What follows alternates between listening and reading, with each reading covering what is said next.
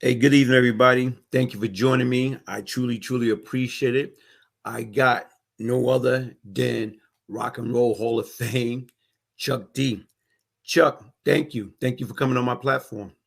I appreciate the opportunity, man. And I'm on the other side, usually watching you and you dropping jewels and gems, not just for young people, but for older heads to understand that, hey, listen, they need to be retracked and rerouted because when it comes down to young folk, we can't say it's their fault, but a lot of when you're an old head, you kind of know when it's your fault. You know what I'm saying? You really got much excuses. So I really enjoy watching how you kind of like retrack a lot of heads by watching you. So Yeah, thanks for the opportunity.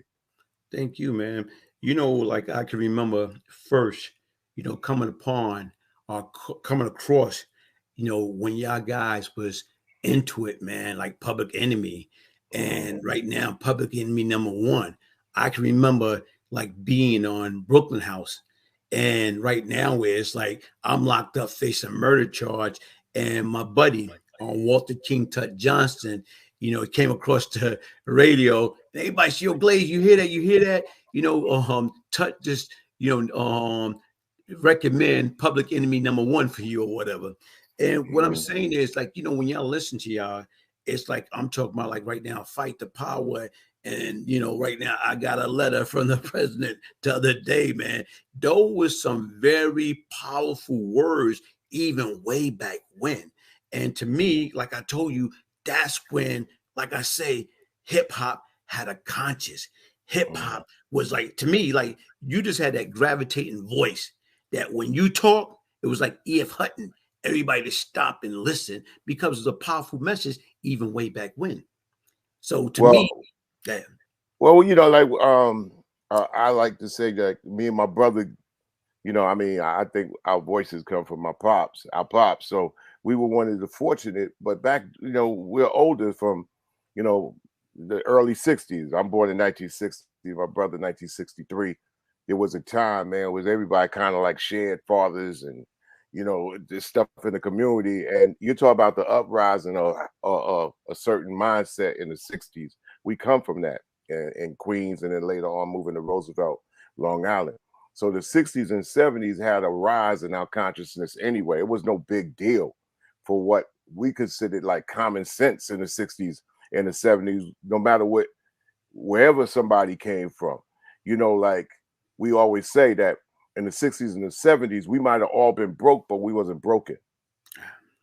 And if you take the statistics, man, 100,000 black men, they say, was in jail in 1970. How the hell did that grow to seven figures during the 80s? So we hated when we saw COINTELPRO come into the 80s, come into New York in the late 70s, guns, weed, not weed, guns, drugs. mhm, They took the weed off the streets.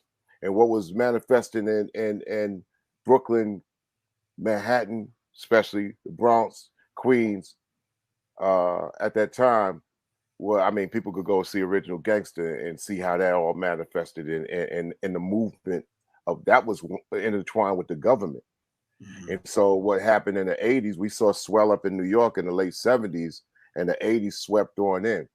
As older heads, we saw this coming. Where we come from a square mile in Roosevelt, Long Island, man, and you couldn't find a hard drug or a gun in Roosevelt in 1973 or 74. By 1978, it was like everywhere. Like where did they come from?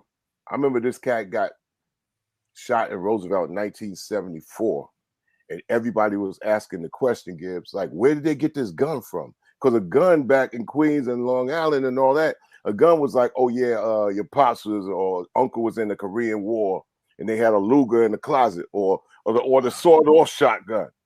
So it was like it wasn't the little toolies, and wasn't like you couldn't get one easy, and all of a sudden in a 3 to 4 year period, all of a sudden it was everywhere. And also they took weed off the streets, and then all of a sudden started introducing cocaine, and then going into other areas. Dust and all that was like lingering around. But I never did any. I was trying to be a half-ass athlete, so I thought that doing anything would be bad for me.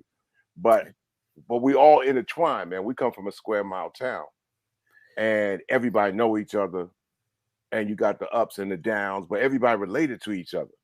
So if I'm doing this over here, my brother's on the other side of the room, he could be in that over there. We in the same family. So we were affected by COINTELPRO, the mass jailings of many of us that got into those games that were being played on the young. A lot of older heads, they knew they could probably think their way out of it, but then what you had was economic depression anyway. How do I come up out and get this money? And then all of a sudden they start seeing young heads getting money like this. And we hated the 80s coming in. There was nothing fly about. I mean, music and culture, we were part of the DJ unit, trying to have a good time in a circle of a lot of encroaching things upon our community, ourselves, young black males, young black females. Just being black, no matter what, is already is a thing. But we would come out of it with a good spirit, good feeling, and we also was involved with music. And at that time, late 70s, you started seeing turntable number 1 to turntable number 2, somebody getting on the mic. So it was having a good time in a sea of every bit. The president gave up on New York City in 1974. You had an impeachment damn near. A new president coming in. United States of America was unsure. But we had music coming in, hip hop was forming, disco was good before it became computerized bad disco. And it was good, right? And if you could learn how to do the freak by 78, you was really good. Hey, oh man. Hey, listen, man. You just say a mouthful, man. And even right now, some of the things I'm gonna touch on, as far as when you talk about how you went from Queens to Roosevelt, and even with that, Long Island, no guns, no guns. Okay. Now you sit and Nassau County cops, police and the administration out there, they were mob.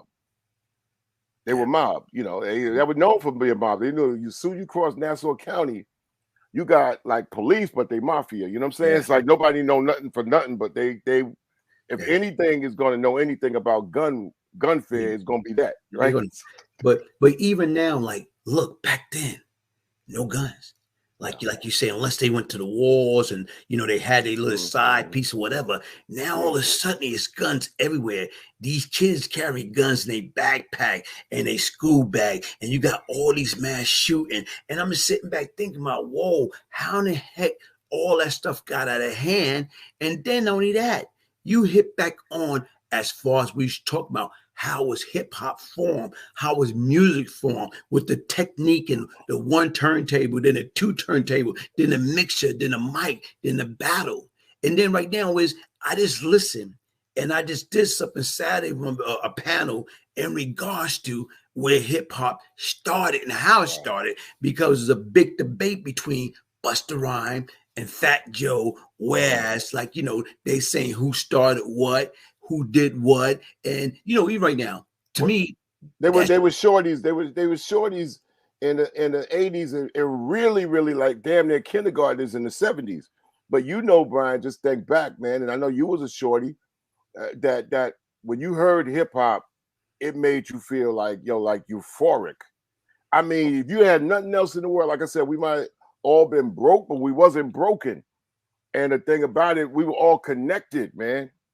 And being connected, knowing this, we'd have things like Centennial, Roosevelt Park, then we'd go into Queens. Everybody knew who the thug was. It wasn't like, like me, I was part of the scoundrel that, maybe I could play half-ass ball. I'm not a ball player, but I like the music and stuff like that. So, but I'm not a thug. But I know, he a stick-up kid, but, that's him. He's not fucking with me. I ain't fucking with him. We good. We probably be at this, you know what I'm saying? We didn't bleed into each other. Mm-hmm. Everybody had their category, man. And everybody had their area. Mm-hmm. It was like, I'm not fucking with them. They not fucking with me, but we live in the same town. What the fuck? We know each other since whatever. But once they started pouring money, animosity, then the drug game got crazy, where you would see somebody respected because of their status and their age That goes away because once you see that cat turn into a fiend, then the young shorty's coming up in the next year. Remember, every generation is 5 years. Yeah. And then Black life, it's 5 years. Everything else might be 7 or 8 years, but every generation is 5 years. And so the 5-year period, somebody might go away and come back. You got a shorty generation in there that's detached. And the 80s was about detachment, Gibbs. Yeah. And once you separate the detachment, you take the story away, you take the trial, the errors, the tribulations away from a shorty, and then also you throw money in there, and at the same time you throw a little protection.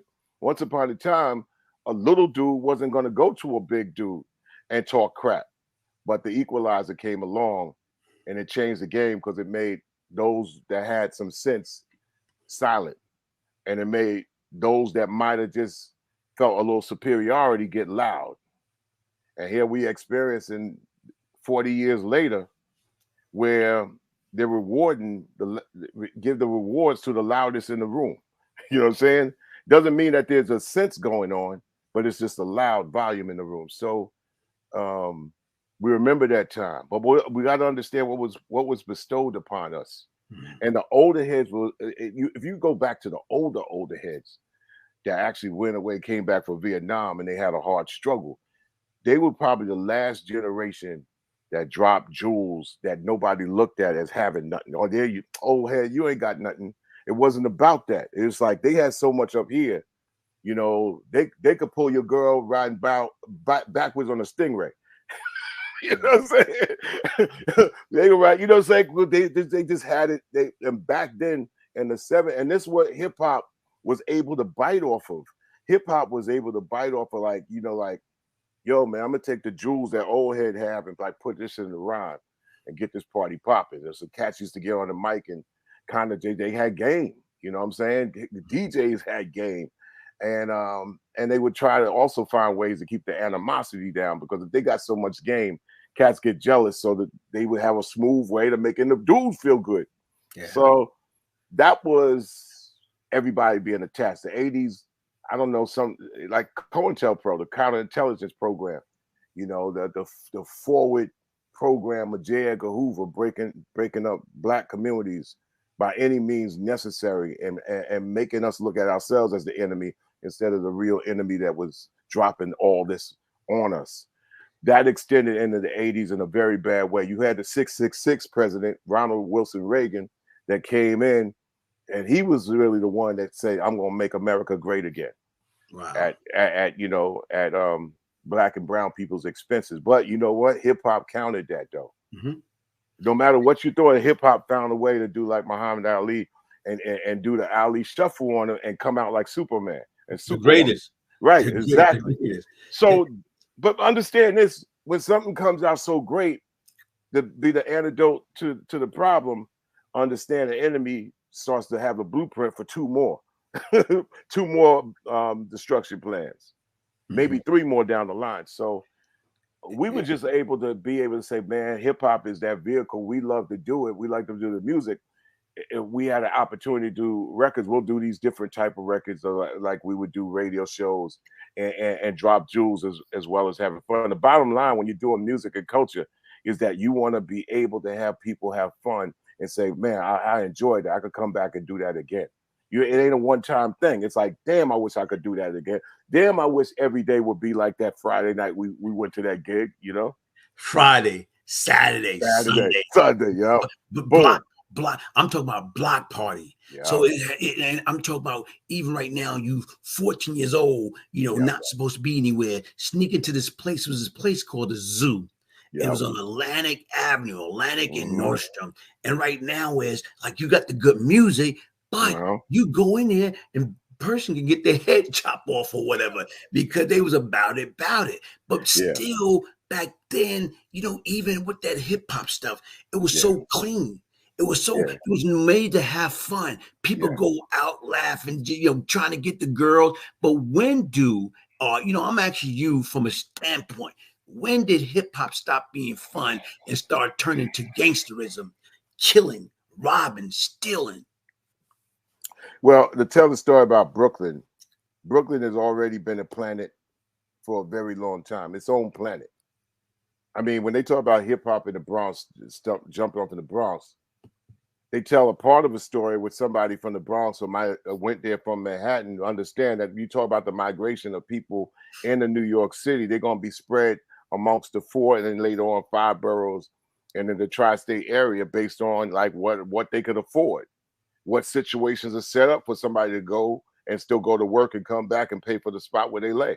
That's the Black person's migration into New York, and also Latino, Puerto Ricans. They come from Puerto Rico in the 50s. All right, we got this area or these buildings that we just built with a project type of situation, or white flight that own the buildings that move out but still own the buildings for they can take an apartment and slice it to 4 parts, and you got 4 families paying rent, and then they come in with Section 8 programs and stuff like that. The migration of everything dictated how boroughs were operated in the 50s. You had like immigration coming from Caribbean, also Black folk been there for a while, coming up from Harlem. Harlem is a center point. So the point I'm getting is that Brooklyn always had its own world anyway, but they had degrees of separation. You could older cats wasn't trying to mix with younger cats. You always had small pubs and parlors and bars in Brooklyn anyway with music. They not letting young heads in. Young heads had to wait to the parks and the DJs outside come out with the systems, and that's rightfully so. It's like in a club in a bar with a jukebox, man. They like 40 or 30 years old, man. They don't want no kids up in there. They selling alcohol, right? Where the kids gonna go? Oh, the kids go. Oh, there was no such thing as sound systems until the 70s, and the DJs out of Jamaica set up the sound, set it up in the park. Big speakers, they take a band equipment, and boom, they hear the records really big, and the kids could come on in the park and have a good time. That's the tri-state area New York City story on hip hop, and it was about get away from your everyday thing and come in and it's peace, love, unity, and have some fun, because we know where the drama is at. The drama is when you leave and the party's over. Then anything can happen, right? Because people are what? They live in tight. They live in like cheek to jowl. I mean, it wasn't just Black people. When you talk about New York City, there's no other city in the Northern Hemisphere that's built like New York, where you can go like 28 miles with a token payment. You know what I'm saying? So cats could get from there to there. It was already set up. It ain't got nothing to do with Black life. Black life lived on top of that life that was designed.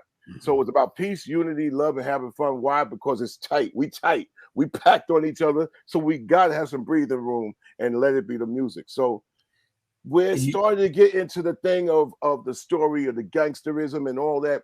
When hip hop became a recorded music, more and more stories wanted to be told. Nobody in the city wanted to talk about like what was happening. It's like, yo, man, I'm trying to get away from that. But on the outskirts, Long Island, Jersey, Connecticut, Philly, Albany, cats is like, okay, we this is what we got going on, because once you start talking about lifestyles of the city is going to look at everything else as being corny. If you fake, at least that was the rule. Yeah. And so if somebody on the outskirts going to actually show some legitimacy, they're going to show that they kind of legit. Yeah, this is what goes on down here. Don't come out to da da da. I mean, Newark is a place that was on its own. Nobody wanted to go to Newark, or like nobody wanted to go to Rockaway either, with an attitude like I'm here from Brooklyn, because like Rockaway is its own planet. But everybody wanted to tell their legitimate story to not make them seem like, oh yeah, you could come here and take advantage of it because we soft. No, So that started to happen even in the music as it started coming up out of LA and Texas and Miami and all these other places. Like, I don't want New York to seem like it's the predominant. Yeah. You go there and we're gonna take over everywhere we go. So we're gonna let you know what's going on here. But you know what? Rappers are like actors, man. Back then. They were actors. It's like you ain't really served no time ago. It was like, well, you telling the story from your mans and them who served, and then you telling the third story. But my brother Ice-T said it most honestly. He said, yo, I was in this lifestyle. So when I started to rhyme as an OG, as original gangster, I'm an original gangster. And at the end of my stories, I'm trying to tell cats, this ain't the way to go. This is the way out. Ice-T out in Los Angeles used to say, "Yo, man, I was running with a pack of cats, and I mean, we was pulling robberies, and I'm trying to like get in and further entwined into that, and they looking at me as I was doing some music, and they'd say, "Yo, man, you're not rolling with us no more. You do that. Don't do it. We all doing this, trying to figure out what we doing. You doing that, doing this? Nah, dog. You could tell these stories, but tell people also how to get up out of there, and that's what started Ice-T. Now you got copycats, like in anything that works, it's a copycat industry, and cats gonna try to come in and copy something and maybe go to the next level, right? Like they actors. But if you're gonna be a thespian, then study acting and being a thespian. Yeah. And that I'm giving you a story for 35 years ago now. 30 years ago, when that started to really like, okay, I tell the story on wax, I tell the story on vinyl, I'm telling this real street story. I say, yeah, but where do you cap it though? You telling the street story, I mean, kissing your mom is real life too. Well, are you bold enough to say that? That's what made Tupac so great. So he might have told his stories and acted. This is a dude that told everybody, I went to acting school in high school. So when cats started believing Pac's roles in Above the Rim and Juice, and not really taking on what he did in Poetic Justice, I said, you're not reading Pac the way he's delivering. Pac is a dude that's able to come up with a Hail Mary, but also with a Dear Mama. And making a song about your mother has got to be the hardest record ever, man, because that's when you're going to really get to the tender moment of a cat. Oh, talk about your mama. Talk about the time when you cried. And I always used to say, like, if you want to talk about thug life, if you want to talk about jail life and stuff like that, then why don't you deliver all the goods then? Like that moment where you was in there and you felt like you was the only one in the world. You had no commissary. Your girl is somewhere else, and it's a lonely moment. That didn't touch your heart, or you didn't get no calls, and nobody is like locking in tune with you. You feel alone. You're not going to tell that story either. So I think when hip hop began to not really speak the total word and only part of the glamorous word, just to get people lured in and be like, oh my God, you always got to say, listen, I'm not that cat. I'm not that cat. I'm telling the story of that cat. And you always got to put that as a disclaimer. But once it becomes a business, once money start talking, Brian, God walks out the room. And you know what? Listen what you say. And as you talk about Tupac, may his soul rest in peace and spirit be lifted. And the difference is a lot of people forget that part that you're right. That's how him and Jada, all of them, they was part of that in Baltimore going to acting school. And sometime right now is, but something that you say, whereas acting, you know what? That's how I felt about growing up in New York City during my period of time. It's like Broadway, light camera action. So the difference is you don't want to be that sucker. You don't want to be a geek. So here it is. You don't want to be bullied. So what happened is you start, if you don't got bullied, beat up, robbed, or taken advantage of, you start watching and learning from them. And it's always that saying, if you can't beat them, you got to join them. Because to me, I don't want to be a victim. So to me, if I don't want to be a victim, so sometime I have to victimize other people to make sure I don't get victimized. And that is so backwards, man. But once again, that terminology we used back then, stop fronting. Right. I'm not fronting. This is me. What is fronting? Anytime you consist of acting other than yourself, we should do that shit all the time. Well, you couldn't get over and act in front of somebody that was older. But like I said, at the top of the 80s, what they did is they came up with the equalizer, where a young head could look at an old head and be like, what are you looking at here? Yeah, exactly. Because I know you bigger than me. I know you could get me, but really, seriously, if it boiled down to it, I got this.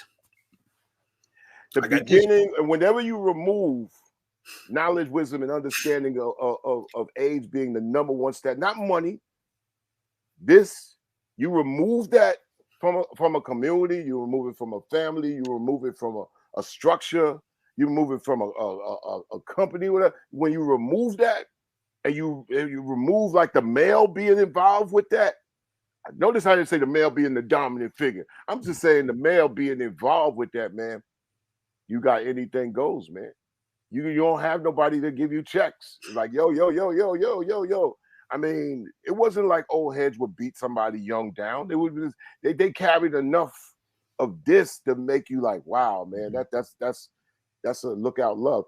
The COINTELPRO program and the government saw that if you could remove the love of black people for each other, man, you could do anything with them. You could make it go back to slavery in due time.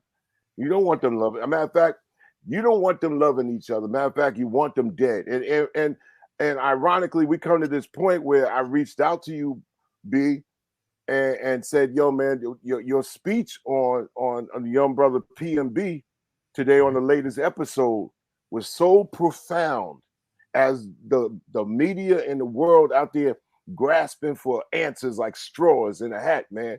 When you just laid it down, it's like something got to be there to say, listen, these are the rules.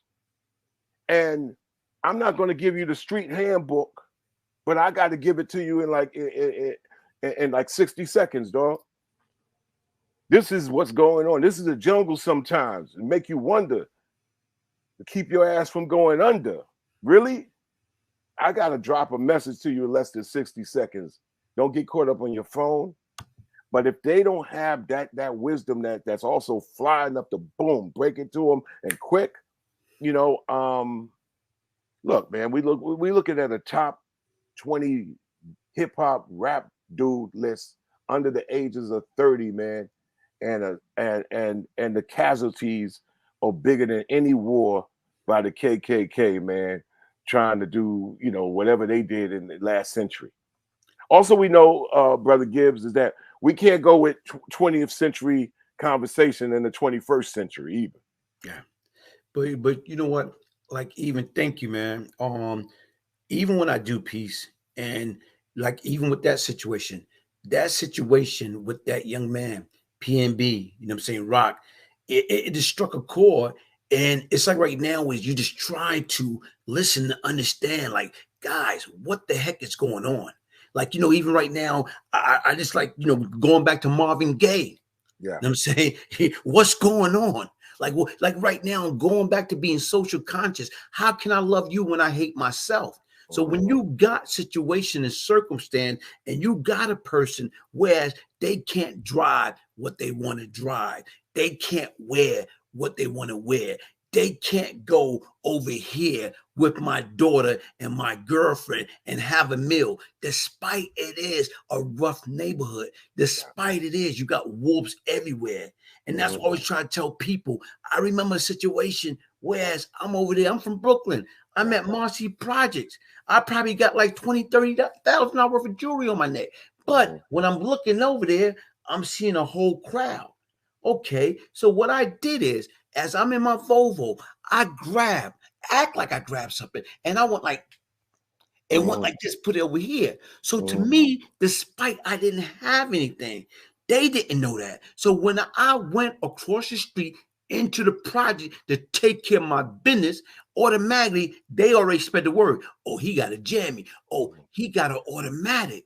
Because once again, is you got to protect yourself at all time. But to me, even as I'm looking at this young man's situation, and may his soul rest in peace. And right now is my deepest condolences to his family, his friends, you know what I'm saying, his fans. But it's like right now, where was security? Like, to me, why couldn't I have one person that's armed security there, just in case? Because once again, at that so-called assailant would have came in here and he's seen a roadblock, like he see this guy ready, and he know. But Brian, man, the first part of security is a good hard ass conversation. Yeah, that's before security is physical, it's mental. Yeah, because you have to alert the people who are securing your best interest and their best interest and the surrounding best interest that you're not going to contribute to the situation. You know, the one thing older heads always said, man, they're like, I mean, you gotta be able to know your environment when you stepping in there. Learn your humility first. You know, there's a spotlight on you anyway. I will always tell entertainers, quote unquote celebrities. We didn't even use the word celebrities. We just use like, okay, you put on a situation. When you go, nobody say you can't go to the spots, but you better figure out the language of being low. And being low is being to fit in, you know, and like Public Enemy in the 80s, we used to throw gigs in the early 80s. Hank Shockley, Keith Shockley, Spectrum City, you know, Long Island, Nassau, Suffolk, parts of Queens. And we knew that you dealing what they call headache money. You know what headache money is? Headache money is like, yeah, you got something there and it's gonna be everybody gonna be there. Now it looks like it's gonna be a hot situation. So you really seriously got to mentally figure out your security, not physically, mentally, which means that this is how the S1Ws came along. Professor Griff, Roger Childers, Brother Jay, they were the security to our gigs, and they would dress like that. Yeah, so when you dress with like they look like Black Panthers, but they look like Nation of Islam, and also they come in and dealing with younger people, not handling, dealing with younger people with grace, dignity. Yes, sir. Call them sir. They looking at you funny because they might be used to being called like nigga or bitch, and like, no, sir. I think we would have a number one rule: you can't come in here with no gold. Well, I know you might have worked all year long and got that little gold chain, but you can't protect that gold chain on the floor. And if there's a problem on the floor, it's going to get dealt with. But let's say that. So the conversation is security. But we've gone like 30 years. And peace out to Sonny, Sonny out there, Hassan, who did the documentary that I was able to voice on not long ago. But your security is mental, Brother Gibbs. It's like, yo, man, listen, because you got to think for everybody's behalf. The young folk coming in, the ones that's coming on the outside that you don't want to like, oh, y'all can't come in. So you dealing with them with a plum, you deal with people. You don't handle people. You handle animals. You handle gadgets and equipment. You deal with people. You know what I'm saying? So our gigs were always, Teflon. They was flawless. They was like, and you could do one gig, but the whole key is that you want them back again. But you're dealing with people is what allow the checks and balances of respect to have it go on anyway. Oh, Spectrum throwing the party. Nah, nobody's gonna fuck that one up. We carried that all into when we started making records. It was like, okay, no, don't wear the gold chain, wear the African medallion. So if I see you, it could be on Jamaica Avenue, it could be on Nostrand, it could be at 125th, it could be on Nassau Road in Roosevelt. And if I see you and you got an African medallion, I'm gonna look at you like, all right, I could get he might have some in his pocket, but your stick-up mentality is neutralized. Matter of fact, it'll lead to a pound. But also in the era of the gun, you have to also go through what they call a hard act. You have to go through the best acting job. You could do the hard act, like you said when you was in your Volvo. You went, you did a hard act, and they all bought it. They were like, Academy Award. They was front seat because they all got it, and they already was like, boom, on their own direction. But in New York City, it's compacted, man. Your best act is neutralize somebody looking at you as something that they can get, and turn the psychology. Now we also knew that the enemy and the devil got two plans for your one. Yeah. So you come up. We dealt in the context of then and maybe a little bit after then, knowing that whatever is going to come in and say, oh man, we could do this record that could sell a lot of money. Then it becomes about money. And we understand money is the way that this runs in this country, this part of the world. It's capitalism and and get some versus none and all that. But like I said, when money talks, then God walks out of the room. But one thing we can offer is a conversation that's godly, because we gods, and we could say, boom, have somebody, when I look at you, and you look at me, just like, yeah, I want to big up and give you a pound and a hug, as opposed to like, I could get this cat because he feel like he better than me. Yeah. But you know what, man? You say something very, very, very powerful. Because once again, even being in the street back then in the 80s, and like you say, at your parties, what y'all used to have, guess what? You cannot come in there with gold. Yeah. And to me, right now, is you're right. Like everybody come because they want to floss, they want to look good. But automatically, from a business standpoint, you already know that's going to be a problem. That's going to stop the party. That's going to be gunplay and everything else. So even way back when, y'all was thinking how to prevent a problem, knowing it's going to be a problem. Because once again, problem's going to cut out our blood flow and everything. But you know what? But one day they have advantages today, and we live in already. Brian, we live in a different environment than 5 years ago because that pandemic changed everything. What young heads at least know that they can do, it's like, okay, you all swaddled out, you tooled out like that, like you like, blah, keep it online and don't let nobody see you like that. You know what I'm saying? You know what I'm saying? Keep it online, show your jewelry, but just don't let nobody see you in a reality like that. And then again, that ain't even cool because cats they sniff in electronics now. They can sniff right through the gadgets where you at and be like, okay. So it's just not wise. But I don't think wisdom is inherent, and wisdom I think got to be taught and bestowed just like the negativity. So, but who else could give it than somebody, an older head that experiences it, and then an older head is going to realize that the best self that they ever could have been is themselves. I was, me and my brother, love my brother to death. I mean, come on, I got one brother. Big up to E. My brother told me about you when he had some time. Hey, shout out to your brother, man, because once again, you told me that. And plus, right now, he came on, he let me know. Look, but see, that's what it's all about. Because once again, even right now, I'm not a Twitter person.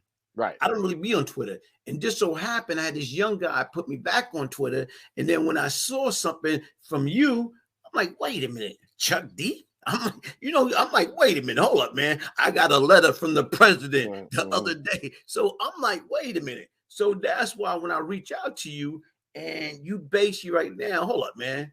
You know, now you asking me, am I really who I say I am? Oh, yeah. Well, I mean, I listen. We come from a time where you was yourself. The best self was yourself. Yeah. Like I said, we would go to the park.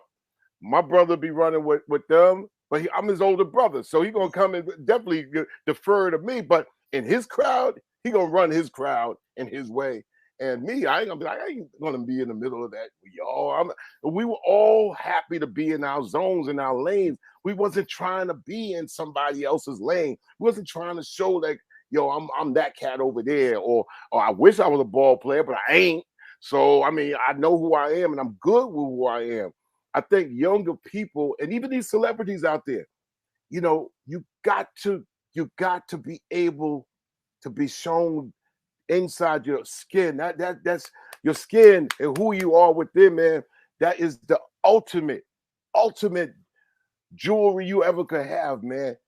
I mean, you can even get into the melanin conversation, which goes into a whole bunch of different things we don't have time for. But that's the ultimate jewelry. But once you feel that you need things to get the up on somebody else that look just like you, you're going to go down a trail of a lot of different things that you got to answer to that you might not have answered to right away. And when you actually going in, and like I said, since the pandemic, cats actually seeing each other face to face and skin to skin, they don't have that same sense of 5 years ago where there was a little bit of, we packed tight, but there's a little bit of etiquette here. Now it's like cats is tight and packed tight. Like, yo, man, really? I mean, I feel I was locked in for a long time. And I feel like I get out. All right, why don't you talk to somebody who was locked down for real, and it puts you in perspective? Because I think everybody needs perspective, Brian. And once you give them the perspective of, you know, like watching your show and dropping perspective, make somebody like, damn, man, I thought I had it bad sitting in my room for about 2 weeks. Nah, dog. This story right here will make you feel good about your story, and then you could build from yourself. You know what, Chuck? It's like I told you before we came on the air.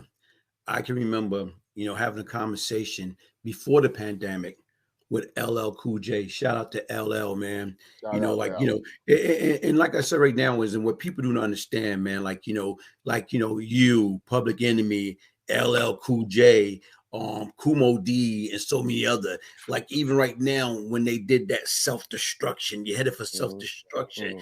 And that dude, like Kumo D, said a powerful piece in there. He One of said the best right now, all-time lines ever. he said, I never have to run from the Ku Klux Klan. So why should I have to run from a black man? So to me, when you look at that, like, wow. And not only that, whereas when I look at it, and I have to reflect about my wrong deeds and all the stuff that I did to my community, to my people. And like I say, my turning point came when I lost my mom's like 30 years ago. I'm in a hole in jail in the feds or whatever. I don't got nobody to blame but me. But when I lost my mom's, I'm in a hole under investigation.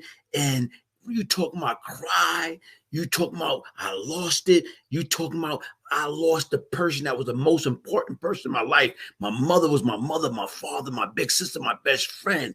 Anytime I got in a jam, she boy, it's going to be all right. But now she was gone. So here it is, reality sunk in. Now it's like you say, the good and the bad. You got, the good and the bad. So now you got Satan grab me. Yeah, now you know how I feel. Pop, pop, pop. Look at all the destruction. Look at all the lives. Look at all the pain that you inflicted upon people and their family. Now payback is a monster. So to me, even with that being said, it's like I had to hold myself accountable. Even when I went to court a few weeks later, I'm on medication.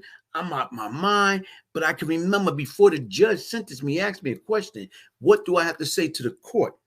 And I can remember telling Judge Edward Corman during February of 92, I said, look, man, I can't blame Lorenzo Fat Cat Nichols for what I did.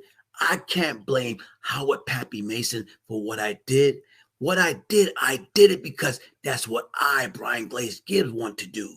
I say it took the death of my moms to help me to understand the pain and suffering that I inflicted onto the victim and their family directly and indirectly. And that type of pain I wouldn't wish upon my worst enemy. And sometimes it takes pain to change, to understand. These kids now, back then when we was coming up, we was playing Grand Theft Auto and we didn't even know it's Grand Theft Auto, but we was playing it real life. Now these kids play it, practice it, master it, and think they can take it on the street. Like, yo, I'm nice at this. That's not reality, man. Yeah. Well, it's just young energy. I think one of the biggest problems and part of the plan is they removed stories like You Could Tell out of the learning system. They say, oh man, we deem that we don't look at this person who was locked down as being worthwhile to do anything in society. So if the community can't pick that person up or those people's up, whether they're inside or outside, then what does the system say? You're better off dead, right?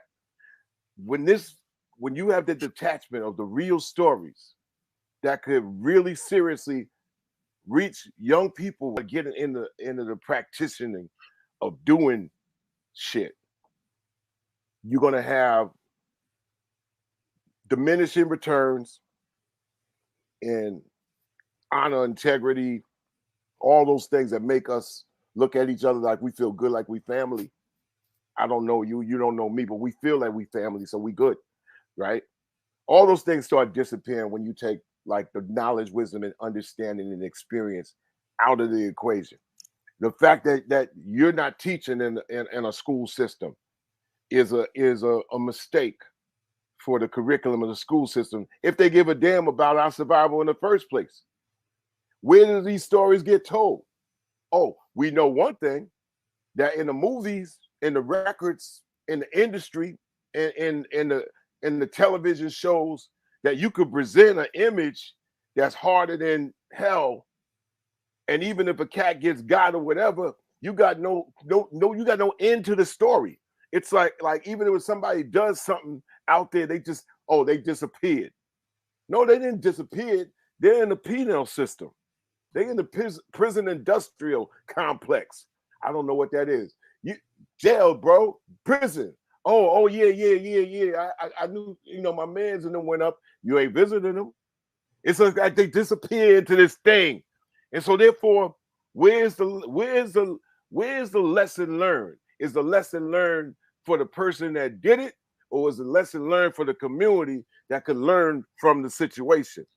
It seemed like this situation the country profits and benefits off of black crime and protecting black crime. I didn't say criminals. I said crime. It fosters it. It protects it. It hides it. And it makes it attractive, man. And they lure it over and say, yeah, I'm dangling over. And I saw a movie and I wanted to go into this role. And back in the day, they used to say, well, like it could be influential. Today, the influence of gadgetry, how everybody's connected on, fantasy and reality, man, blend and haze into each other like this, And if you don't teach reality, that means the fantasy will take over. And a cat could go into like a bipolar, boom, boom, and all of a sudden he hitting switches in his head and soul. It's like, damn, this dude was this 1 second, and then he flipped into this, and next thing he starts singing like Aretha Franklin, and then the next thing he was like Pac, and then it was like, yo, all in 15 seconds. Why? Because you could look at images and you could soak them in, you could absorb it, you could see it over and over and over and over again on your time. Back in the day, people didn't have time to figure out how to act. You go to the TV, you see it once, you miss it. You go to the bathroom, you missed it, man. So you ain't had that time to watch images and try to get a role. You saw it in a movie. Back in the day, they had time for acting. Yeah. You had to be real because you couldn't, if you was acting, you definitely wasn't going to be good at it. You ain't had enough time to put in it. Today, a cat could sit in a room, come out with the same lingo, they could listen to like every song, every MC, see every movie, and even be amongst their friends and be able to pick up off of their characteristics, and you won't know the difference, man. It's like, damn, am I talking to a human or am I talking to a bot? Is this a human or a robot? Because this cat was able to flip into this mode. I didn't know who he was, and they didn't even know who they were themselves. So you can't have 20th century conversations in the 21st century. You got to figure out what's the 21st century conversation in less than 60 seconds that will flip a person. Oh, damn, okay, I got it. You know what I'm saying? It better be quick. It better zoom to the top quick. It better like press a button, bing, oh, I got it. Yeah, don't wear that at Roscoe's, dog. No, you're not. Yo, how about this, B? No, you're not that cat. Nope, nobody. Oh, in your head, you might think you that cat, but the consensus say you're not that cat. Don't try to be that cat, and you can't pull off enough acting to get you out of the situation you in. But you know what, too? Even right now, like in like a lot of things, you're right. What I was saying about the fronting part, and sometimes right now is these individuals start believing their lyrics.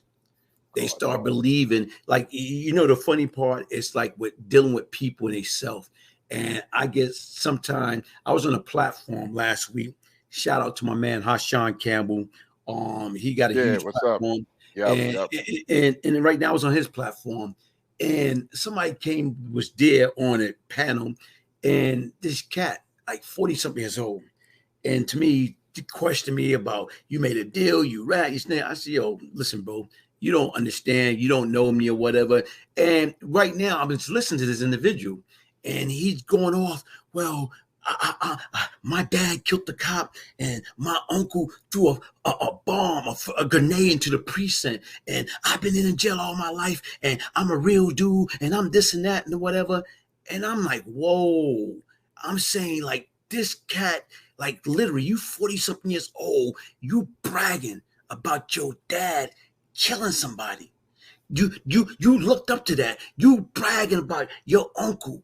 allegedly threw a grenade into a precinct? What if about a woman in there trying to find her lost daughter, or this old couple just got beat up and they in there? So your uncle is so brave, that's a coward act. He threw a grenade in there, and you talking about all the stuff you did when you was in the street and you slapping people, stabbing, shooting, and be, whoa, like you know what I hate? When you got somebody so lost, I'm talking about like a professional, like idiot, like you lost, and you bragging about this thing. You think this is, oh man, I've been in jail. Yo, man, I was tough. Man, listen, like I tried to explain to him, I said, yo, bro, look, man, you don't know me. I don't care nothing about you, especially talking like that. Because once again, right now, that's the problem. Everybody want to stick out their chest, like you said right now, you've been in jail. That's something to be proud about. I hate the person I once was, and I'm glad that I changed. But when you see somebody, they looking forward to go back to jail. Why? Because that's all they know. They don't have to worry about paying rent or mortgage or paying bills or paying child support or take care of family. So automatically there's somebody in jail. So that's why they looking forward to go back there, because they so institutionalized, they don't know nothing else. They're nobody when it comes down the street, because they don't know how to reapply and get jobs, get an education, start clocking, like getting up each and every morning, punching the clock. You want to sit around, be on the internet, smoke weed and talk trash. I'm this, I'm that. You know, like I said right now, we think we was gangster. We was fools. And like I said right now, like this like you should see, like, this is the people that we got to deal with. This is the people our kids listen to. You know what you talking about? When you're poor, black, and uneducated, you're in real trouble. Well, in all due respect, Brian, there's a lot of scar tissue out there. It's hard to breathe through the scar tissue.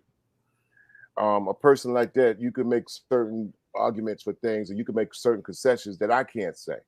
But this is what makes a community. There's things that you could say that I can't say. There's things that I could say you might not be able to say. There's positions that we all could, like the spokes in the wheel, man. And all the spokes make the wheel go round.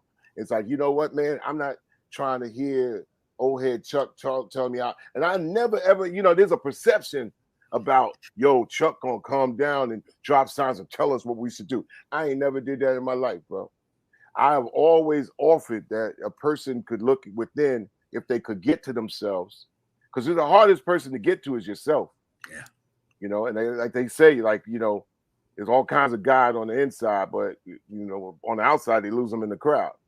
You know what I'm saying? Yeah. So there's people I talk to, and they might have a better way. There's all kinds of that. If you remove all of that out of a community, then they got all they got is what? Entertainment to try to figure out what's success, what's not, who made it, who didn't make it. Success is what I'm wearing on my wrist or what around my neck. I got it, you ain't. That has to be taught. And there's a lot of scar tissue out there. There's a lot of people who are tight and angry right now, and the therapy sessions that can only take place, it's got to happen on a mass level of a community showing the love, and that's not going to be an overnight thing, man. We like I said, like since the 80s, since Public Enemy started out, man, here we are 35 years later. How many generations? If the generations is 5 years, B, 7 generations. 7 generations. 7 generations. Mm-hmm. Now in 2022, really 2023, because the enemy and the devil is already 6 to 9 months ahead, right? 2023, man, you in the 3rd decade of the 21st century. Anything that you think that you could teach in the same way back in the last century probably is not applicable today. Now, somebody might ball and say, "Oh man, they're not trying to hear that. They're going to hear something." You know how you could raise the anger on somebody, no matter who it is. She could be 4 years old, and he could be 60 years old. Grab their phone and smash it against the wall. You're gonna see emotion. Yo, bro, you're gonna see emotions, which shows that the ultimate plan is to turn human beings into machines, and to program machines into human beings. They flip-flopping just like the Matrix did 20 years ago, making it a reality. Yeah, people are praising machinery, but at the same time looking at each other, man. Same way cats used to look at somebody AIDS in a corner dying, or somebody with HIV or whatever, or somebody on crack. They looked at them like human beings, like they don't mean nothing no more. They outcasts. They're going to die anyway. But at the same time, you praising gadgets, social media. You praising phones and iPads and machines. These are things, are tools. My great friend Prince, may he rest in peace, said, yo, man, you got to be on top of technology, because if you're not on top of technology to accent what you are as a human being, to add accent, not be you, it will be on top of you. What you don't understand is going to be on top of you. We're wearing white headphones that were Apple. We didn't plan this. It was, listen, we ain't got to go far back, Brian. iPhones and Androids and cats only got one or the other. Only started in 2007. We talk about 15 years of an actual study where if there's anything out there, what people got, they either got an iPhone or an Android. Mm-hmm. And what's coming through it is exposing the glitch in human beings. Now machines figure out their glitches as long as the technology and the software go. But the glitch in human beings, we can't explain. We can't explain why you might be with somebody and somebody just don't like your ass. That's the glitch human beings got that we still don't have explanations for. However, those that at least have a little bit of understanding, each one could teach one, help somebody see the light that might be stuck in some darkness, and don't feel like you got to do a 100% job on trying to transform somebody. It's like, yo, man, boom, drop some jewels and go. I mean, I remember being on a street corner one day, going to school, waiting for a school bus. And this brother came up, he was working, I mean, his hands was like charcoal working on the road. And he was at the stoplight, and I was at the stoplight, and he looked at me, right? He says, so I see you got a portfolio, because I was an art student, so I had that big flat portfolio. Mm-hmm. So I'm looking behind, ain't nobody but me and him. And I'm like, 14. I'm like, you talking to me? Like in my mind. He says, yeah, I'm talking to you. Keep doing what you're doing, man. I'm proud of you, man. Just do your thing. That man disappeared. Never saw him again in my life. Went off to his work, and bus picked me up later on. That was 45 years ago, man. I didn't know his name. He dropped jewels in 10 seconds. I never seen him again. I remember here we are in September 2022. And I remember this day in 1974 where that man gave me 8 seconds of I love you, man. Wow. So everybody got the tools to say something and don't need to have the doubt in themselves like, oh man, I want to say something, but I ain't nobody. That's the worst. That's the worst attitude. Everybody is somebody. Everybody is somebody. And that's what I think when we happen to look at these images, when the radio get to talking, New York radio was the worst. They'd be like, oh, more music, less talk. Yeah, but like, damn, we need the DJs to like tell us to talk to me, somebody. That was back in the 80s. We couldn't wait till like Mr. Magic or and they never used to let Red Alert and Chuck Chill Out talk. So they just playing the music. Yeah. But whenever you had somebody breaking down the music and also talking to the people and stuff like that, it always Frankie Crockett. Oh, well, hey, world famous Supreme Team. Yeah. Always made you feel good, like, oh man, they talking to us, like boom. Mm-hmm. And then they could call in. Well, now social media is really the up-to-date future way that people used to be getting shout outs back in the day. Because all it would take a person to get a shout out on the radio, they'd be like, yo, they've been making their month. Now cats got Instagram, they got Twitter, Facebook, they on YouTube and all that. And that ain't enough to be able to say, damn, I am great. I am great. Well, what I told you when we started out, I was in Brooklyn House fighting a murder charge. And right now it came across the radio, my man Tut, you know what I'm saying? Right now, he more or less like now, like, yo, dedicated public enemy #1, and my man Glaze, he locked up or whatever. That was, that was huge. And even as you talk about the electronic, and I tell people about addiction, and you ask people what they're addicted to. Years ago, I could say I was addicted to the prison system because I was in and out.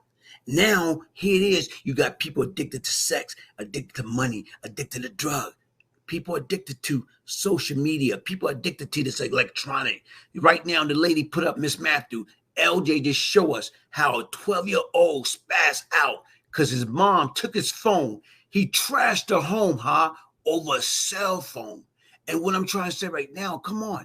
You got people like you was telling me with you and your family. When y'all left Queens, went to Long Island, you know what? Guess what? Y'all sat down probably at the dinner table. You know what? TV off, everybody at the table. You got real talk, real interaction. We don't have that no more.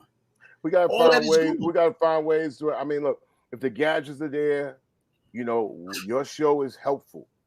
What can help your show get into society? If these things, if we have these situations like these school systems, and they don't have the right teachers, but everybody trying to do the teaching in the 20th century way for 21st century students, ain't gonna work. Ain't gonna work. And then what? Not only does the prison industrial complex in this country not work, but when it's like a bad haircut, then they like, what do? We don't know what to do. Like in Illinois, Chicago, they're gonna have to purge. So they're gonna be like letting a lot of people just out, but you're not rehabilitating people because you're letting them out into the same conditions that they left. And they did whatever. Where is the teaching situation? Where is the opportunity? So the country has been ran out of answers. What can teach some perspective through these gadgets that people are stuck to is things like what you're doing, Brian. And there's so many others. And what I did not see, my brother, and I'm not going to like put him on blast, but he was caught up in the system, and that was tragedy in my family. All right, tragedy in my family. We knew the pain. When I told the stories that I told as Public Enemy, I told it straight up. You know, and I did Black Steel and Our Chaos video. Yeah, I was locked up because of dodging the military, wanting to go to war. And the video and the song was about breaking out, not breaking in. No damn prison. And we were touched. My brother, you know, over the last 20 years is a world connoisseur that goes to countries and go to like South Africa and talk to people in the streets and stuff like that. But the connections is that we never separate the love. The Public Enemy group as a fam, we all connected. Everybody got different points of view or but we connected, not one way up there and one way down there. And the community is the same way. You know, you can't give everybody a fish, but you could teach a man and woman how to fish. But the ocean got to be like kind of like fertile for them, and also got to be open for them to go fishing. And this is where we're at. What you're doing, bro, and what they hid the knowledge, wisdom, and the understanding from minds that are able to come together by whatever means it was. Because you know in lockdown, you can't be stupid. Yeah. You know also in lockdown, there's a law, there's a rule, regulation, law, hierarchy, unwritten, right, all that. So you can't be stupid inside. You can act and say you're gonna be stupid on the outside. And that's what we were trying to neutralize. This outside of you assuming, you acting and thinking that boom, that it could be lawlessness based on yourself. But when you go on the inside, it ain't lawlessness. Even when there is a law and it is an unofficial law that governs over you, to say you ain't gonna just do what you want to do. And unfortunately, that story and those stories are looked upon as being prohibitive when it comes to our community, learning the 360-degree side of us. How are you going to be like, oh yeah, it is 180 degrees, but the other 180 degrees, we're going to pretend that ain't never happened. Right. How about that person that did this thing, so they disappeared, so we don't hear no story. When he was on the outside, he was loud as hell, but he disappeared, and we don't hear we don't hear that person's point of view on the inside doing a bid. We never hear that. Can we hear what he thinks now. Because more times likely that person's gonna be like, you know what? I didn't even know who I was out there. Now I'm in here. Yeah, I got time. But yo, man, don't come here, man. Don't be here. Because whatever idea that you guys got out there thinking you're gonna do whatever, when you come in here, you do for a fucking surprise. You're right. And you know what? Even with that, like a lot of times people don't understand, man. Like, you know, I can remember being about 14 years old, 15 years old, and being in Cypress projects. And I remember my man, may he so rest in peace, James Butler, aka Blackguard. Blackguard, like, you know, summertime. He had just came out, you know, jail.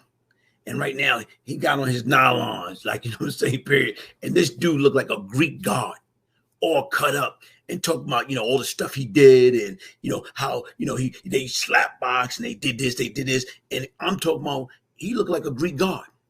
When Black God left us, you know what these guys were saying? The guys in my neighborhood were saying they can't wait to go to jail so they can get big. I'm like, what the heck is that? But that just show you when we start talking about being brainwashed. Even now, when you talk about y'all giving the parties, and right now people coming in with the jewelry. No, not here.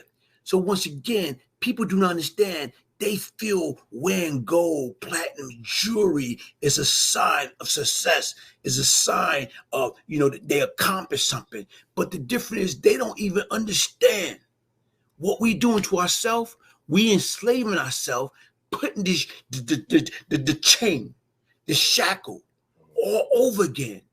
But we doing it before we was forced to do it and we didn't like it. But now we're doing it all over again, but we loving it. We grandstanding. And it's like, how backward is that? And don't get me wrong. New generations. I was guilty of that. New generations, Brian.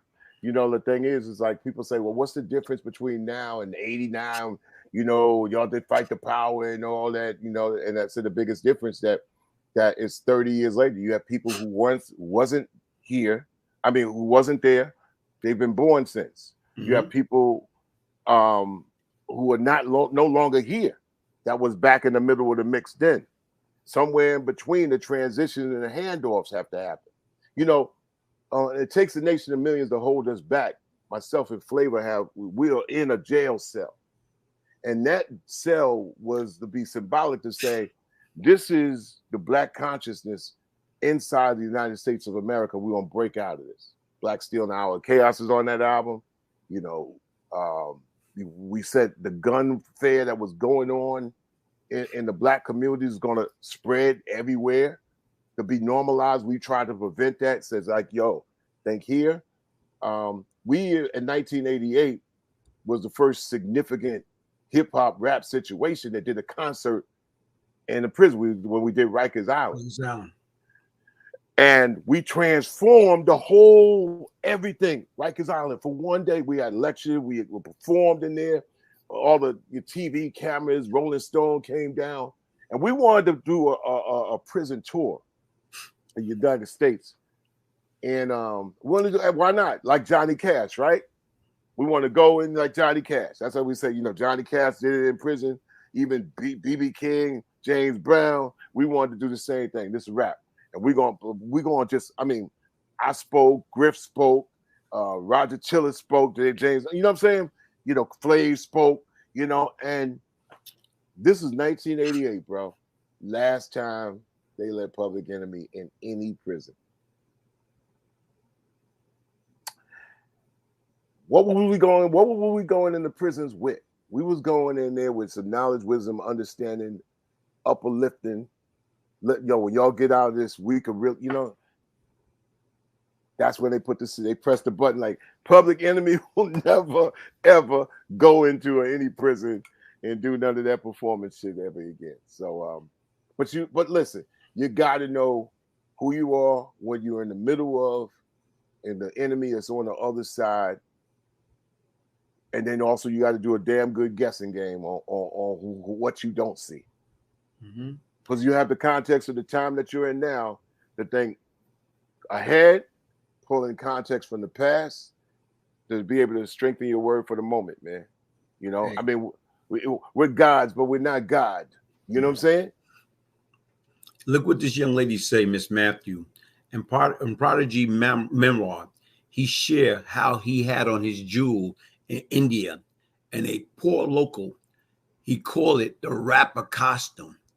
He said he took it off. And see, it's a lot of stuff go deeper than the original surface that we don't even quite understand. And sometimes you have to go out. Sometimes you have to get uncomfortable to get comfortable. And people do not understand that. Sometimes you have to put yourself in an awkward situation to understand and see the message. Like you say, Prodigy, he in a different country.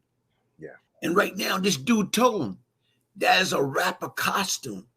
And just like you say, that man came in your life when you had your art, you had that architect that in 8 seconds, hands dirty, everything. But look what happened. You was able to get that powerful message. So what I'm trying to say right now, look at Prodigy. He's in a different country. And once again, somebody woke him up. Yo, bro, look, man, you know, Apollo, you know, you got on a rapper costume. And guess what? He took it off. And a lot of stuff go deeper in the original surface, man. And like I said right now, man, it's so much that's out here that right now we can go on and on and on.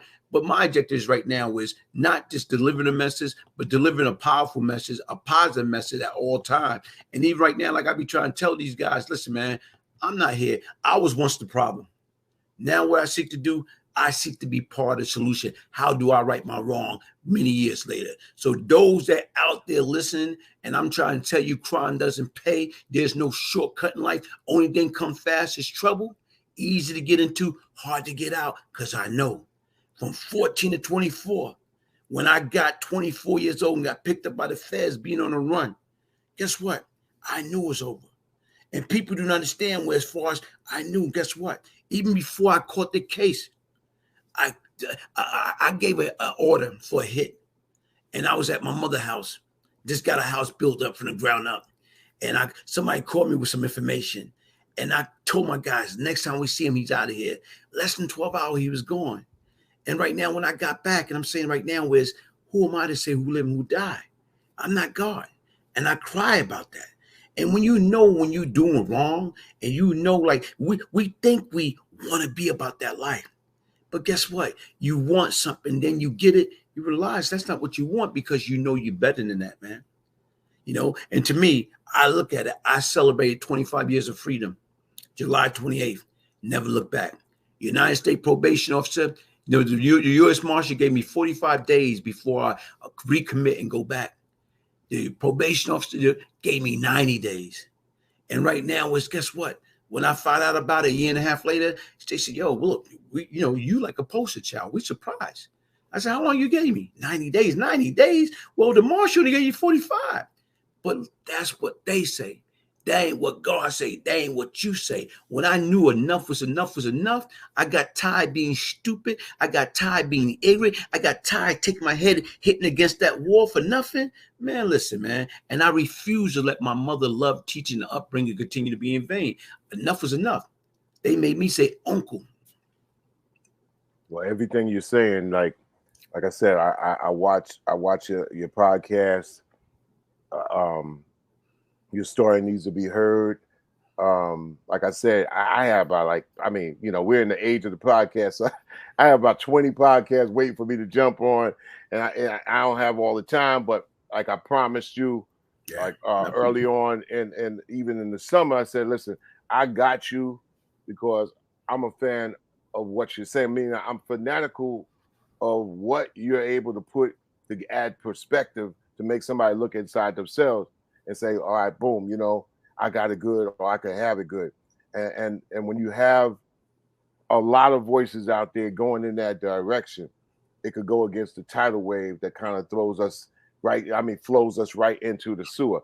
Now, it's important to have that language. I've been to 116 countries. I've seen places seriously that you can put the United States of America in each one of these places and that would be the oasis in a lot of those places.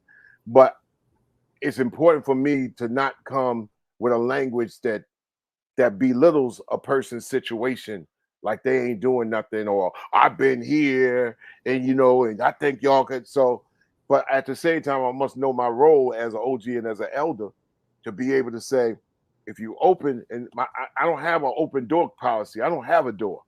You know what I'm saying? Boom, you could get it, and I might not be able to teach you like Bruce Lee says, but I could maybe help you explore yourself. Yeah. Because exploring yourself and getting to yourself, that's probably the hardest person to meet when you're running. And a lot of us are on the run from something into something that we not know. So, listen, I was blessed to have my mother and father, my brother and my sister as well. It's only 3 of us, right? But my father always was saying, he says, and my father, let me tell you, he's me and my brother and sister hero, along with my mom's hero, superhero. It was nothing on TV, nothing in the movies. I mean, the buck stopped there. My pops was like, you want to talk about, the cats would be like, yo, Chuck, your pops, when cats is 100, your pops is 1,000. My pops is 1,000. He say things like, man, whenever you see, I don't care, you ever see a black man in the street and he's like trying to figure it out, he's a father, you give that man props. Well, regardless of or whatever, man, because black father's gonna have it rough. Give that man props no matter what. It'll help. You see a sister, give her just props. Just say, how you doing, man? Move on with the day. You don't position yourself up here looking down at people, no matter what you do, man. Even the privilege that we had as a mom and pops, if you look at situations like that, it's like, oh, I had it, you didn't. That means you got to be able to take what you learned and see if you spread it. The easiest thing for you to spread is what you have, not the things you have, but what you have here. And if you're able to give it, like I said, I got it from a man I didn't know less than 8 seconds, bro. So these are principles, and I know that I say principles. These are simple principles that you can have, and you have already when you're open.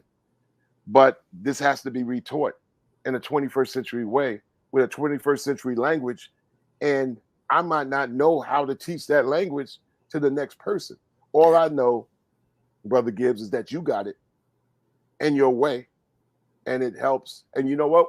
Bottom line, the last thing before I go, you can't do accounting on change. It's not our jobs to do accounting on changes. Each one teach one. You drop jewels, you keep it moving. You can't like, oh man, I dropped jewels now. I dropped jewels over here. This person's flipped. I flipped that person over. It's not drop jewels, keep it moving. Because we're gods, but we ain't God. You know what I'm saying? We godly, but drop jewels, keep it moving. Because we gotta have our own manifestation where we have to learn, and maybe we go forward and figure out how to learn a better language to be able to have it, be the best teachable moment, And like I said, and people are like, oh man, Chuck D is deep and all that. Yo man, are you coming with the science? Yo, bro, in 1969 it was everyday talk, man. If I was in 1969, it'd be like I ain't saying nothing much different than anybody else saying. But we in 2022. I think when I first came out and become publicly known, that was 1987, 1988. It was like almost like, oh, whoa. I mean, but in 1968, 69, it's like every cat, man, woman, even child was like on this level or like, and that's what the government feared, bro. We cannot have this higher level of thinkers that all of a sudden going into super overdrive as thinkers and doers after assassination of what we thought was their martyr, Dr. Martin Luther King Jr. or Malcolm X 5 years or 4 years before that. See, the 60s were full of assassinations, coups, all kinds of attempts like that. You know what I'm saying? So by 1970, they thought like, all right, we done killed their leader. I mean, what the, you know what I'm saying? Yeah. And out of that was like brains was swelling up, even whatever the drugs they were putting in the communities at that particular time. It was like, what? I mean, whoa. And something else had to happen. So, like I said, when you come up with something, and look, all we want to do is like have it, like I said, and this is my final point, Brother Gibbs. It's like, yo, man, all Public Enemy was the security at the door. The party was still popping, dog. You don't have a great time at the party if you know the security ain't right. Notice I didn't say the security tight. Because you leave the word tight out of it, because that brings on this, that, and whatever. But security is right. You feel confident to have a good time, man. But look at that, man. Like, that was so deep because it was simple. Even way back when, you got it. Y'all had it. Y'all had the understanding. Listen, no drama. And how do we prevent that drama? We see the difference right now is we're not going to let you set yourself up to fail, because if you fail, what it's going to do, it's going to stop the party. We came here to have a good time. So once again, what's going to eliminate us from having a good time? Drama. Because people going to look at you and see what you got over there. Well, you don't deserve this. Yo, that's a Vic. That's free lunch. And at that free lunch, I'm going to get that. And you know what? It's going to cause chaos. So once again, y'all guys, even way back when, and that's what I'm saying, being very conscious, because I'm saying right now, I used to be in, listen, y'all like, yo, yeah, boy, you know, but it was real and it was true. And that's what I'm saying. That's why I try to tell people, it's no defense for the element of surprise. So you gotta always know where you're at, Brian. You ever heard the joke about the dude that went in the lion's den with a steak in his hand and got his leg ate off? Nah, he got his leg ate off. When the lion's den with the steak in his hand, got his leg ate off. So I'm like, you gotta know where you're going, man. So, yeah. So I guess you can't be wearing these things out in the middle of the environment, showing what you got and all that. And so I answered to that, and I'm sorry to cut you off. I answered that for your speech on the brother PMB, because this has reached an epidemic proportion of stupidity. That the business at hand still gonna collect its numbers. They're gonna make drama news about it. They're gonna perpetuate it, and every young person think that a rapper's supposed to die now before the age of 25. That's why I said, man, I had to hit my brother Brian Gibbs and Glaze and say, yo, man, what you said today is what the industry need to have a visit by brothers like you. Say, listen, this can't happen, man. You gotta have to figure out, man. You make these guys sign a contract. Your managers, or you assume the management or whatever, or take it. Everybody signs something to a lawyer. You mean that you can't be able to say something to them, but you get them to sign in order for you to make money off of them? Right. And that's what I'm saying. Like, what do we care? But you always, like, I sit back and think about it and try to explain to people what sells. Right now is when you see love and hip hop, when you see, which ain't no love and no hip hop. Yeah. And there ain't no love, there ain't no hip hop. Yeah. The hell. So, but you see drama. So they got a name. They use the hip hop name, but you got a bunch of drama. So what sell is the drama. Like, even the same thing with Housewife, these Housewife show. What sell is drama. Even when you see some of these platforms yelling, screaming, going after each other, what are y'all doing? What I'm saying is this, like I try to explain to people right now how I am. Like, when I used to go to work. I used to have to be at work 4 o'clock in the morning.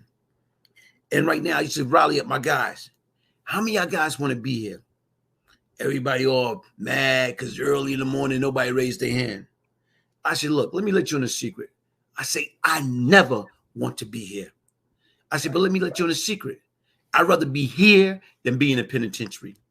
I'd rather be here than be in the graveyard at an early age of a violent death.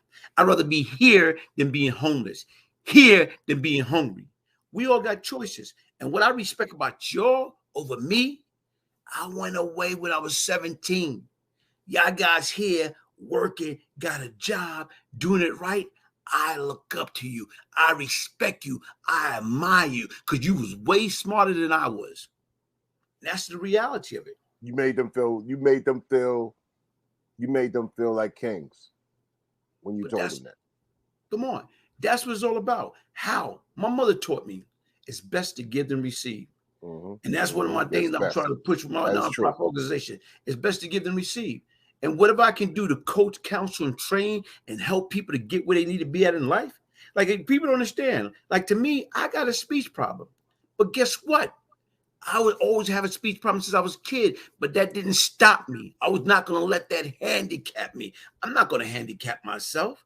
So once again, long as you can understand the words that are coming out of my mouth, I ain't no English professor. I'm just little old Brian Glaze Gibbs trying to get a message across. Nothing more, nothing less. Long as you can understand the words that are coming out of my mouth and it take heed, that's what matters to me more so than anything, man. You know, you make people feel like kings and queens, and that's the best that we can do. Like you said, to give is the best feeling, man. When you able to give something and it works. Yeah. Hey, Chuck, man. Like I said right now, it's an honor. I truly, truly appreciate you. You know what I'm saying? Bless my platform or whatever.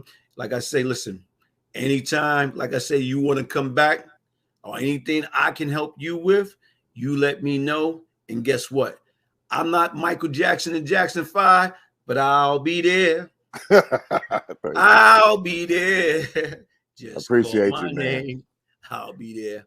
You know, appreciate you. I'll be catching you on the other side, and like, don't be a stranger. I really appreciate you hitting up and us making this date, man. So more power to you. Salute, and continue to make people feel great. And I thank you. And happy belated birthday, man. August 1st, man. My son birthday is August 1st. He just turned 34. All right. Professor Griff is on the same day, and also Chris Payne, young rapper that's on my label, on August 1st as well. So August Leos, man. August 1st. Yeah. You know, also myself, this little small note. Myself, Harris One, Curtis Blow, we're also co-founding. Now it's got hundreds of people in it. The first hip hop union called the Hip Hop Alliance. So KRS One is the chairman. We're all Leos. We said this ain't a Leo thing. Wow. We need to same with Mo D. You know, but we knew that in this industry been around 50 years. It's like, come on, man, it's just the grown up thing to do is to unionize and make sure it ain't about, you know, somebody who's older that needs medical help, but people that come in and want to understand what to do, how to present what they have, not just the person that you see on camera, but behind the camera, somebody that's be able to come in and also unionize is a good thing. So that's one of the major things I'm involved with, as well as all the other things. But I really thank you for the opportunity. People could catch me on Twitter at Mr. Chuck D. I'm on Instagram. My daughter runs that. I mean, I got young people running everything, but that's the one I happen to be on. That's how we locked up, and I was able to catch you on your YouTube channel and also on Twitter. So yes, sir. You say Twitter at Mr. Chuck D, MRCHUCKD. You know, I don't man, and they find out all those other places I'm part of. You know, I'm part of the '60s generation, man. So I show no shame in telling people that I move slow everywhere else. Hey, look, see everybody. Is that the correct right there? Yes, sir. If you put the R close to the C and the D close to the Z, but you know that's it though. Thank you. Look, I'm gonna do this. Look, I'm gonna do. Hey, see, look, I don't like, to me, I don't even use, you know what I'm saying, Twitter or whatever. And then that's why I said right now, when I went on there and I saw that message, I'm like, wait a minute, hold up, man. I know it was like a delayed response, but guess what, man? I said, man. And that's what I did, man. I said, let me go ahead and reach. And it's funny because I do another podcast with my host. She's a celebrity doctor, Dr. Lisa. And even with that being said, because I was telling her, I said, yo, I might get Chuck on the platform or whatever. You know what I'm saying? He might bless the platform. So she said, how you going to do it? I said, look, whenever. She said, when you going to get him? I said, I don't know. I said, whenever is he available? I said, so I kept telling her about it. But so even right now, even today, when you sent me the message, I sent a message because I said, yo, I don't know. I was going to ask him whether you want to come on with us, me and her or whatever. But I said, look, man, I said, I'm at his mercy. Whatever he decided to bless my platform, then guess what? That's what I'm going with. And even right now, like you say, I'd have been in bed by now. But when you Yeah, say, yeah. yo, what about today, this and that, I say, most definitely, we're going to do this or whatever, man. So that's why I say right now, man, I appreciate you being a man of your word. And like I tell you right now, I love that, man. And thank you for, like you said right now, where it's like the word of encouragement, meaning I do something right. Because like I say, when I heard that same thing from LL, I'm like, whoa, he's, yo, man, I be listening to it, man. Be like, man. And that's it. And like I try to tell people, man, in order to be honest with anybody else, you got to be honest with yourself, man. And like I told you right now, I wear my emotion on my sleeve. So what I tell people, I tell them about the good thing, the bad thing, the ugly thing, and I let them know I was ashamed of that person who I once was, but I love the person I am today, man. And like I said right now, anybody that's out there want to get in contact with Chuck, there you go, Twitter at Mr. Chuck D.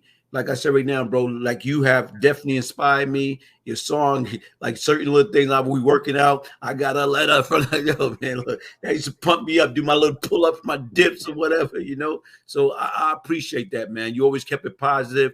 And like I told you right now, you never heard nothing negative about you, you know what I'm saying? And I like that. That was powerful energy, man, you know? So thank you, my brother. And like I say, keep in touch. And whatever I can do to help, you let me know, my brother. Same with me too. All right, bro. Right, bro. One love, man. Hey, one. Shout out to your brother, man. What's your brother's name? My brother's name E for E Global. So like big up to E. You say hold up. E. Yeah. Hold. Yeah. E is just like global as it sound. Man, I don't even know. He on Instagram a lot. He he an Android user. I mean, I'm an iPhone. I'll be like every time we have family FaceTime, man, he on another phone. But big up, yo, E short for Eric, and if he's checking this out, man, you know, he always like, yo, man, yeah, say what's up to Glaze, man. You know, he's good people, man. I like his podcast.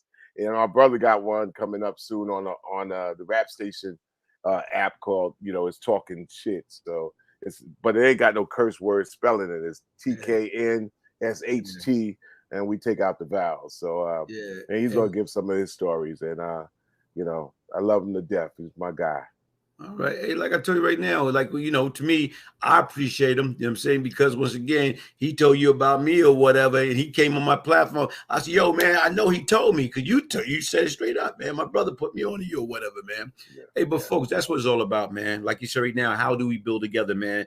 Hey, thank you for sharing these encouraging, powerful words, because once again, man, it's deep, man. Go deep in the original surface. And to me, everybody, listen, man, all these guys that's out there, what we have to do is pray. No prayer, no power. Less prayer, less power. More prayer, more power. Much prayer, much power. Chuck, peace, love, and prosperity. And God bless you and your family, my brother. One love, baby. One. All right. Thank you. Man. All right. Peace. Thank you, brother. All right.